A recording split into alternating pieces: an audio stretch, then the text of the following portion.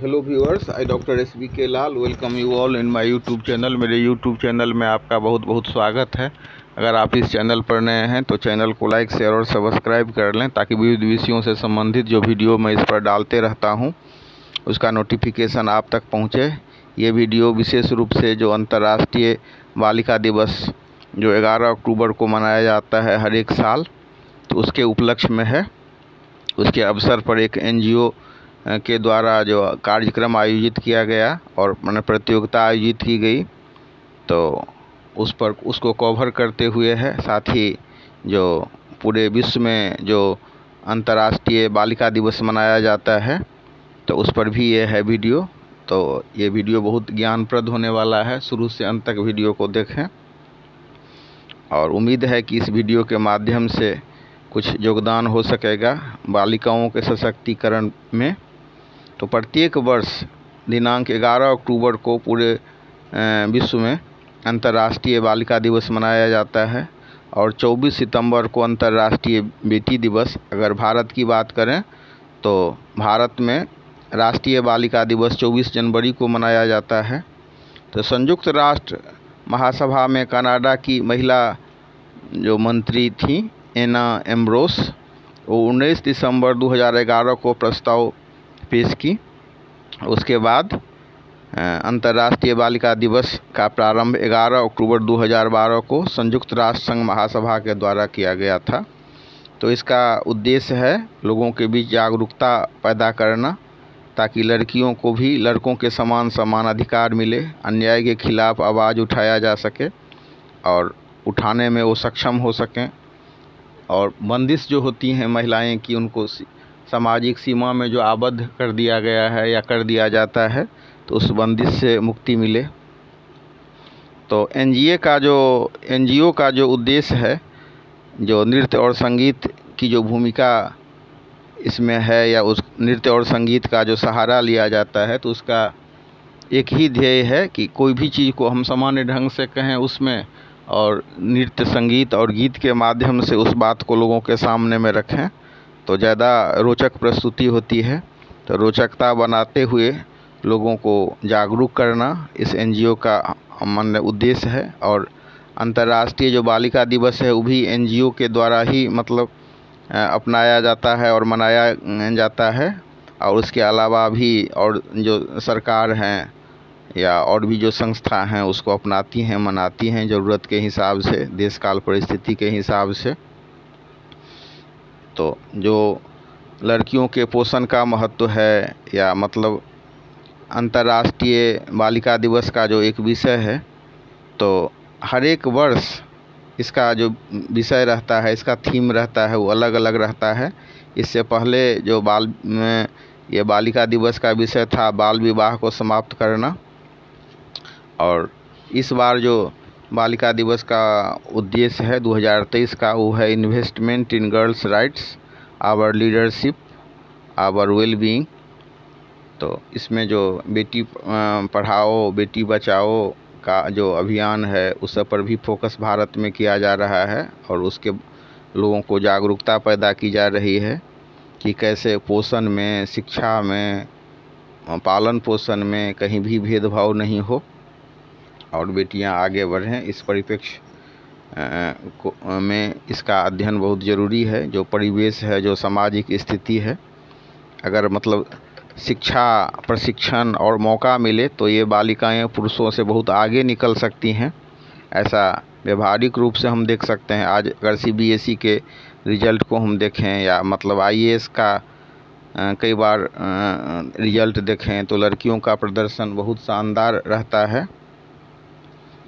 और अगर हम विदेश की बात करें तो जो बहुत विकसित देश सब हैं वहाँ भी लड़कियाँ कितना अच्छा कर रही हैं, इसका अंदाज़ा आप इस आंकड़ा से ले सकते हैं कि आज इंग्लैंड और अमेरिका में कई महिलाएं ऐसी हैं जो पुरुषों से ज़्यादा कमा रही हैं। एक आंकड़े के अनुसार ब्रिटेन में 25% महिलाएं पुरुषों से ज़्यादा कमा रही हैं। तो अमेरिका में ये आंकड़ा है 50% का, 50% महिलाएं हैं जो पुरुषों से ज़्यादा कमा रही है। पर भारत में तो हमको उनको प्रतिस्पर्धा में उतार करके उनके गुणवत्ता में वृद्धि करके उनको प्रतिस्पर्धा में आगे निकालना हम नहीं चाहते हैं। हम तो चाह रहे हैं कि आरक्षण देकर पुरुषों को पीछे करके महिलाओं को ज़बरदस्ती हम किसी क्षेत्र में ऐच्छिक या अनैच्छिक रूप से उनको प्रवेश कराएं। अगर नहीं भी वो चाह रही हैं नौकरी करना तो उनको ज़बरदस्ती नौकरी दें। लेकिन विदेश में ऐसा नहीं है। विदेश में वो उनके गुणवत्ता में वृद्धि होती है, वो अपने दम पर फाइट करके आगे बढ़ रही हैं और अच्छा कर रही हैं। तो भारत में भी ये सबक लेना चाहिए विकसित देशों के से। इंग्लैंड और अमेरिका में महिलाएं आगे बढ़ रही हैं तो उनकी स्थिति इतनी अच्छी हो गई हैं कि वो पुरुष विरोधी भी नहीं हैं, और कई जो पिता हैं वो फुल टाइम पिता बन गए हैं, या डैड एट होम का प्रचलन बढ़ रहा है। तो ये ऐसी स्थिति बनी है। तो अगर हम इतिहास का अवलोकन करें, प्राचीन भारत में भारतीयों की स्थिति देखें, या दुर्गा, काली और सरस्वती के रूप में, महालक्ष्मी, महाकाली, महासरस्वती के रूप में महिलाओं का पूजन देखें, तो भारत में तो एक समृद्ध परंपरा रही है। कहा जाता है कि नारी यत्र पूज्यन्ते रमन्ते तत्र देवता। तो ऐसा हमने महिमा मंडित किया है।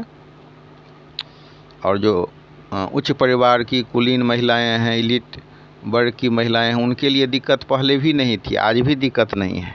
लेकिन अगर हम मतलब डाउन ट्रोडन क्लास की बात करें, जहाँ पर लैंगिक भेदभाव होता है, या मतलब ऐसे समाज में जहाँ पर रंग, रूप, लिंग, जाति के आधार पर भेदभाव होता है, तो हर एक महिला को हम एक जैसा नहीं आंक सकते हैं। कई बार इस पर विवाद हुआ है कि राजनीति में आरक्षण दे करके हम उन महिलाओं को आगे बढ़ाते हैं, लेकिन जो डाउन ट्रोडन क्लास की हैं, जो सामान्य वर्ग की हैं, या मतलब अति पिछड़ा वर्ग की हैं, या मतलब ट्राइबल वर्ग की हैं, या शेड्यूल कास्ट, शेड्यूल ट्राइब से आती हैं, जिनकी आर्थिक स्थिति अच्छी नहीं है, जिनका फैमिली बैकग्राउंड अच्छा नहीं है, तो उनको कई बार ये रिजर्वेशन से लाभ नहीं हो पाता है। तो महिला सशक्तिकरण की बात करें तो ये पहलू भी ऐसी पहलू है जिसको हम नज़रअंदाज नहीं कर सकते।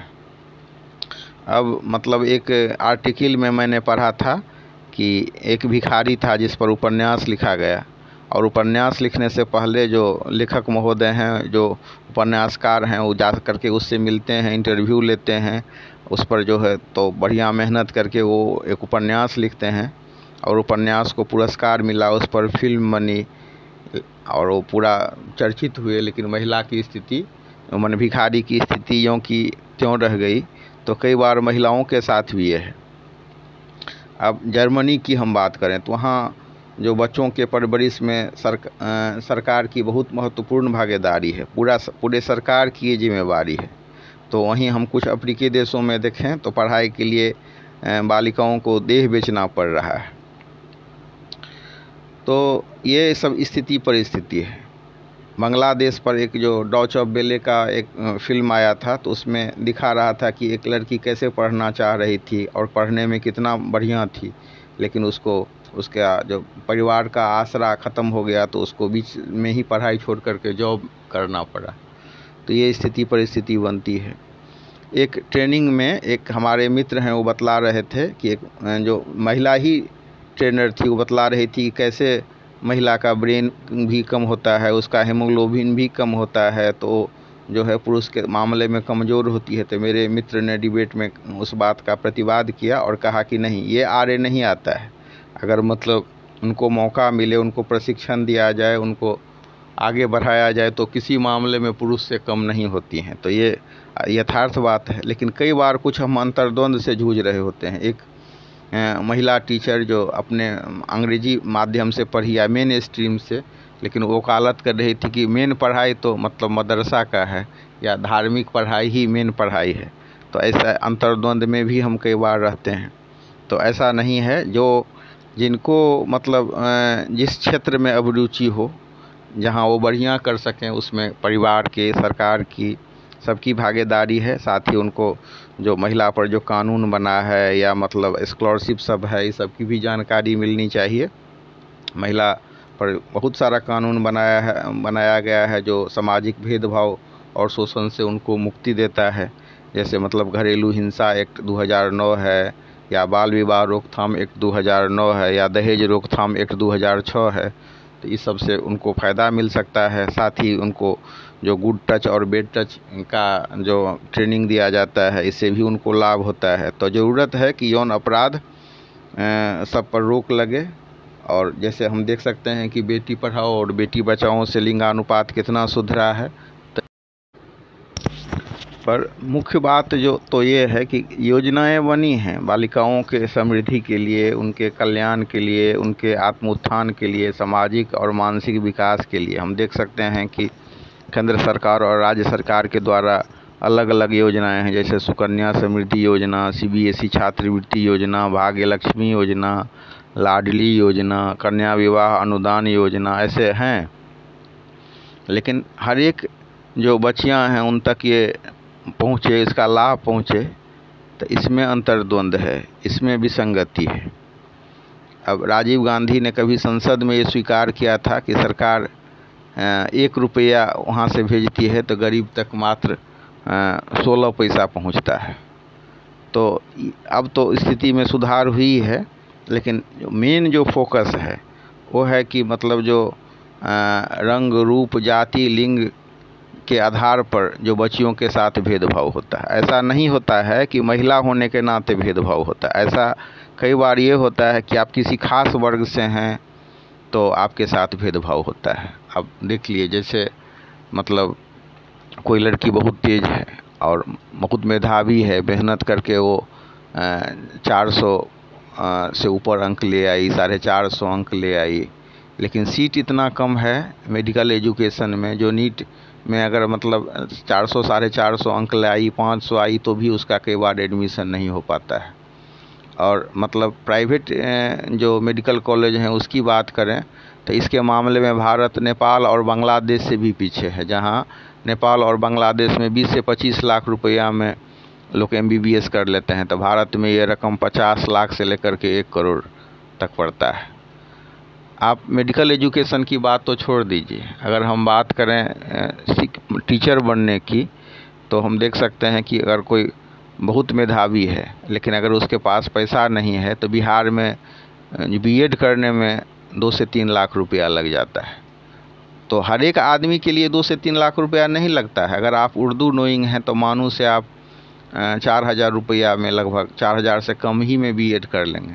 लेकिन अगर आप हिंदी और अंग्रेजी नोइंग स्टूडेंट हैं तो फिर आपको 2 से 3 लाख रुपया लग जाएगा। वहीं आप देख सकते हैं कि कई इंस्टीट्यूशन में जो मतलब किसी खास वर्ग से होने के कारण भेदभाव भी होता है।